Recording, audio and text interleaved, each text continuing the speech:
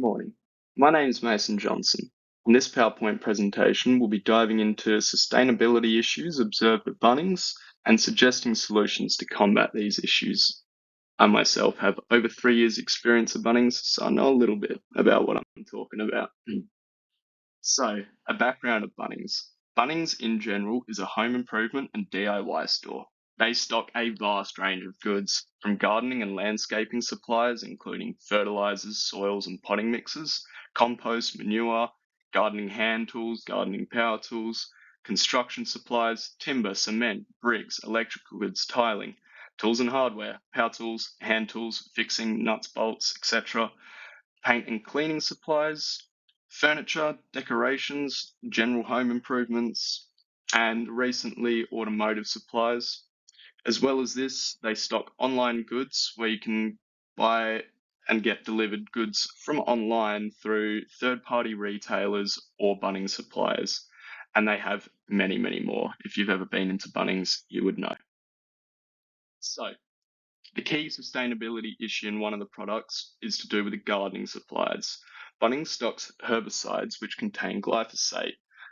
The main one, Roundup, which you can see here and here, I've highlighted that 7.4 grams per litre of glyphosate is one of the active constituents in Roundup, and it is infamous for this.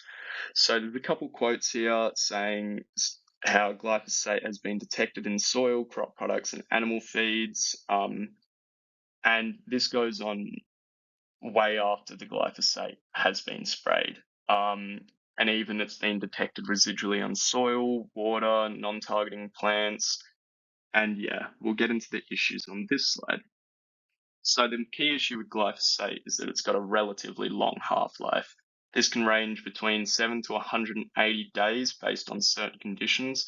It's about the 90 to 120 range in general. It depends on various factors.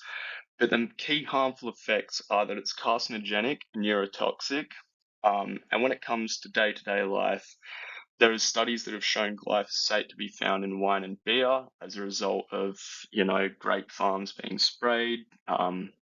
Grapes pick up the glyphosate, that gets squashed into wine, it stays in the bottle, similar with beer, hops, etc.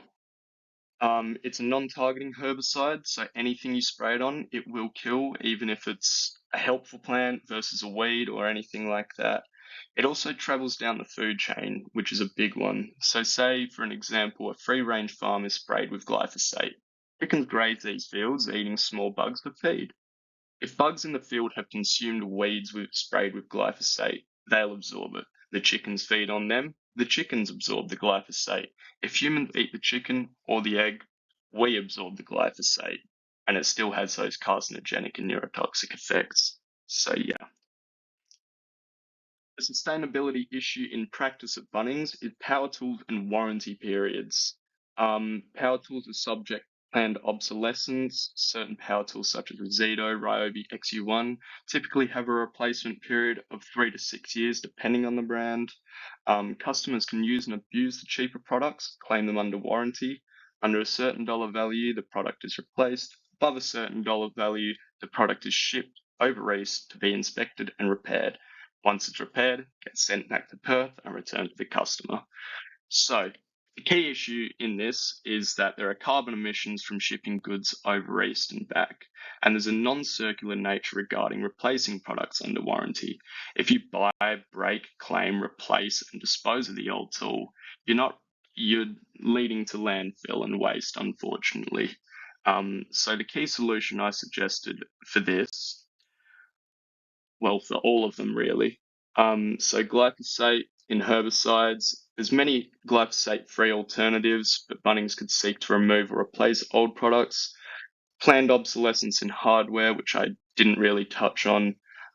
Introducing kits with all driver types, because there are many different screws, nuts and bolts at Bunnings, which can lead to potential wastage. And regarding the refund and repair policy, invest in a Perth-based repair centre which mitigates the carbon emissions related to sending and receiving products from overseas, and tighten the returns policy, training staff to look for signs of a breach of warranty. Here's my references. Thank you for listening and have a wonderful day.